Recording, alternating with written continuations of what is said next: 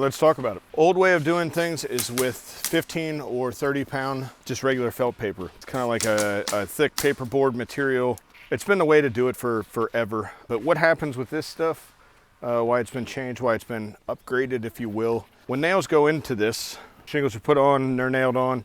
Nails go into this, it punches a hole in it as it's fastened into the decking. As these nails go through, you'll see that once it goes through, it just, now there's a hole in there, nail just slips in and falls out.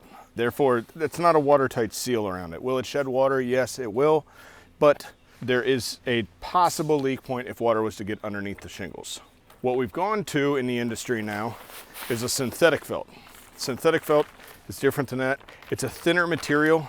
That's kind of for walking on it, for the crews while they're up on the roof. It gains a little bit of traction.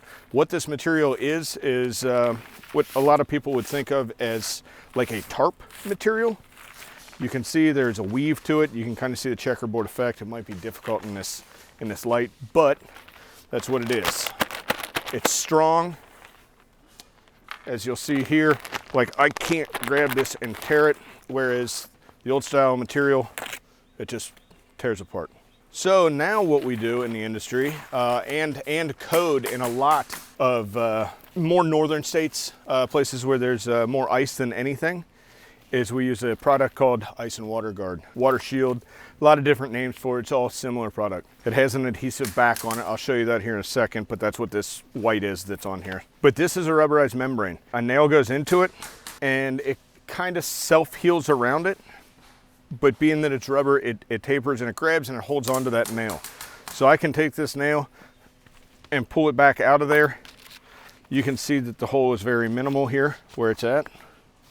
And if I put the nail back into it again, you can see that it's tight there. I can waller it around and it stays tight. It creates a water seal around this, a tight seal for that. The idea for this is, if you picture this on your roof and your gutter is here, during ice dams and things of that nature, ice can grow in the gutter, it can grow in valleys, it can grow in multiple different areas, and what happens is that the ice will creep up as it grows, as it thaws and refreezes.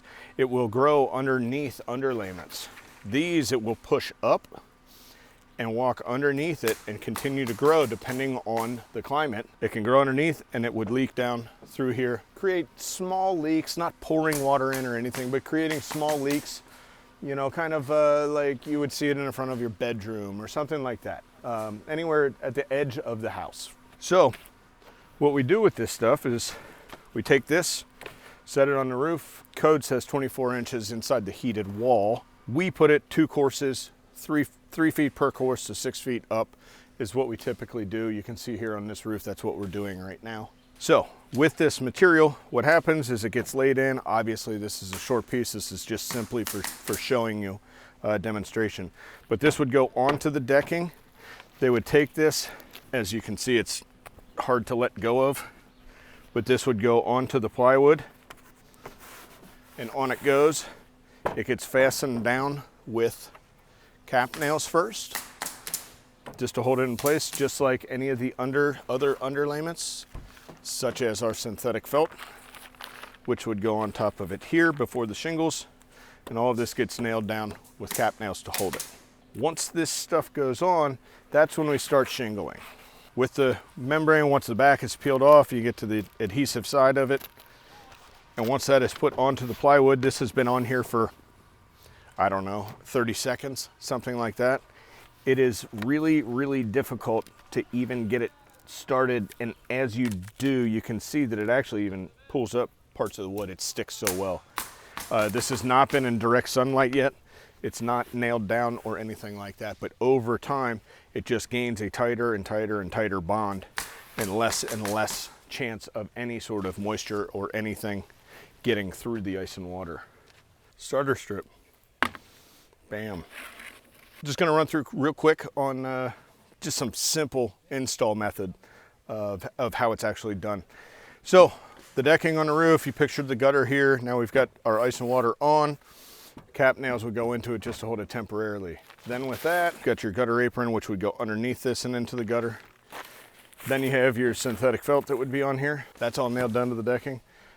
And then one thing that is very, very important, is starter strip. It's a product that is designed for this. A lot of times 3 tabs have been used, they're flipped around and spun around backwards. It's to stop the shingles from drooping or draping into the gutter. This product is actually made for it. It also has a seal strip that's on here, which holds them together right at the edge. It's less susceptible to wind grabbing hold of it or lifting it up or anything like that. So let's just kind of show you how this stuff goes on. First thing that would happen is this stuff is shot down. Then that's bonded. Then your first course of shingles would go on.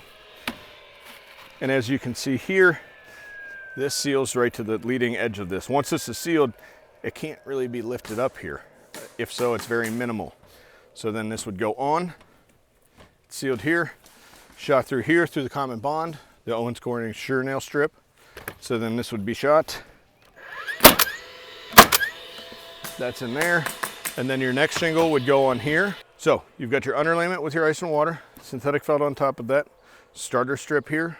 First shingle is nailed through, second shingle, and on up the roof as it goes, and they're stair stepped. This is beginning to bond already, even though this is just out of the package, whatever. But the seal strip is here and is designed to lay on this material, which is a sure nail strip, as you can see here as well. That bonds to that, creates a really tight seal. Owens Corning is just a great material for that. There's a lot of manufacturers out there. They all have, they all have similar products. We prefer Owens Corning ourselves. So you can see all the different layers: plywood, ice and water, synthetic felt, starter strip, shingles, and then the shingle over top. If you're in the Cincinnati area, tri-state area, give us a shout. We'd be happy to come out, take a look at your property. If there's anything that we can do for you as far as giving you a clean bill of health on what you currently have, if you need any repairs, any small stuff done, just an overall assessment, possible storm damage, possible critter animal damage, really anything, give us a shout at any point and we'll come out and take a look at what you got going on.